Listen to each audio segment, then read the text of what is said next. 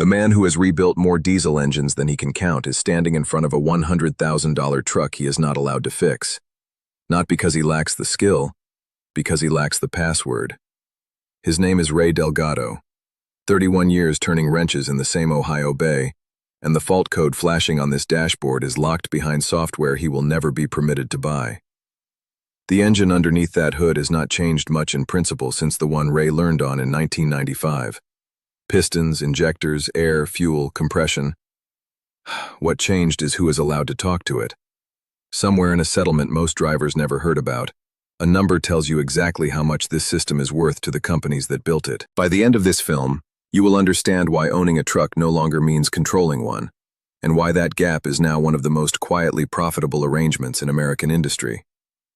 There are more than 3.5 million heavy-duty trucks registered for interstate freight in the United States, and nearly every one built in the last decade runs on a network of onboard computers that a mechanic like Ray cannot legally access without a manufacturer's permission slip.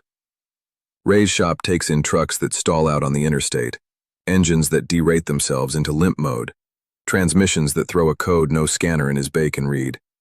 He can see the problem. He can often name the part. What he cannot do, on a growing share of these trucks, is clear the fault or authorize the fix, because the truck's own computer refuses to let him in. Wide shot of an independent repair bay, truck up on a lift, mechanic staring at a scan tool with an error prompt. The system responsible for that refusal is not a rogue actor. It is a security gateway module, a piece of hardware sitting between the diagnostic port and the truck's internal network, built to decide who gets to talk to the engine and who gets locked out. That gateway was not designed by accident. It was designed by the manufacturers who also sell the only subscriptions capable of opening it, and who also own the dealership networks that profit when independent shops like Ray's cannot compete. A trucker whose engine derates on the interstate has two choices: wait for a dealer appointment that may be days out, or pay whatever an authorized shop charges, because the fault code itself now belongs to someone else. But this is only the surface layer. Go back 20 years and a diesel engine had one computer, maybe two, running the basics: fuel and ignition timing. A trucker on the side of the road could pop the hood, check the wiring, clear a code himself, and keep driving. Then emissions regulation tightened. Engines needed exhaust systems that could think, sensors monitoring soot, temperature, nitrogen output, all reporting back in real time. To manage that complexity, manufacturers didn't add one more computer, they added dozens. More computers meant more code. More code meant more intellectual property. And intellectual property meant something the old mechanical engine never had: a legal claim to keep outsiders away from it. Manufacturers built that claim into the hardware itself. Stellantis called theirs a security gateway module. Other brands built their own version under different names. The function was the same everywhere: sit between the port and the engine and decide who gets data. Locked out, priced out, every time. Once the gateway existed, the business model followed naturally. Instead of selling a truck once, manufacturers found a way to keep collecting on it for the truck's entire working life. One diagnostic subscription, one dealer visit, one fault code at a time. Independent shops didn't disappear. They just stopped being able to compete on modern platforms. A shop like Ray's, fully equipped and fully staffed, now watches trucks it is qualified to fix drive past the door toward a dealer 40 miles away. But here's what most people get wrong. Here is the number that makes this system make sense, not to the trucker, but to the company running it. An unplanned day of downtime on a heavy truck costs a fleet somewhere between $448 and over $1,000. For a small operator running one or two trucks, a single bad week can wipe out a month of margin, a number that dwarfs what most Americans spend on groceries in that same stretch. Dollars lost per hour a truck sits idle in a service bay. A dealer diagnostic fee alone runs $450 to $750 before a single part is even authorized. That is the price of permission, not repair. Permission. And on a modern automated transmission, a shop without the manufacturer's specific software can burn hours just identifying what's wrong, adding diagnostic labor on top of a bill that was already growing before a wrench ever touched the truck. This is where the model reveals its logic.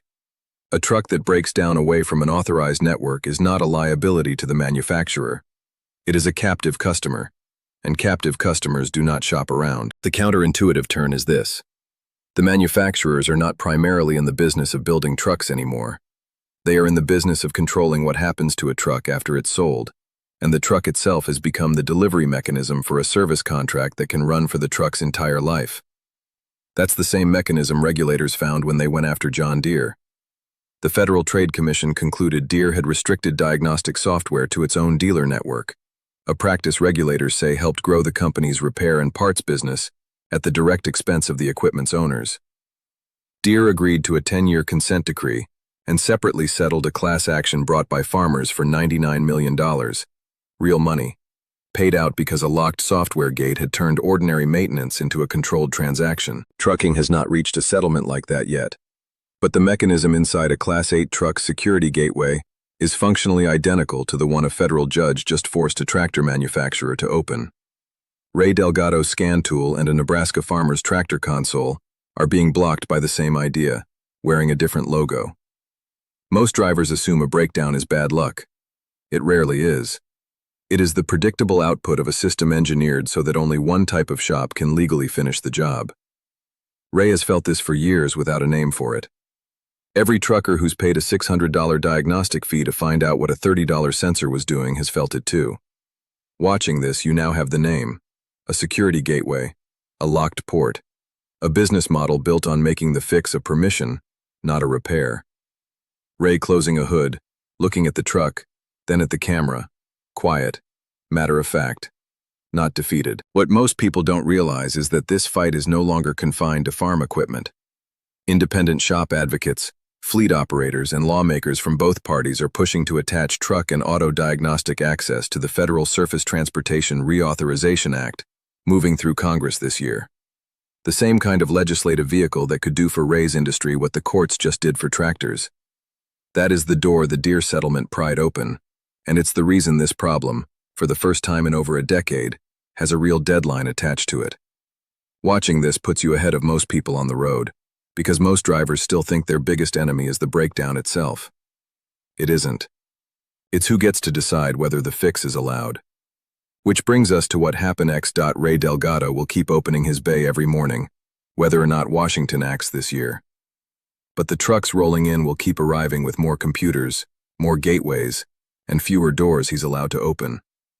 Somewhere on an interstate right now, a fault code is lighting up on a dashboard, and the driver behind the wheel has no idea that the nearest fix might be a shop away and a password away. Dear leader,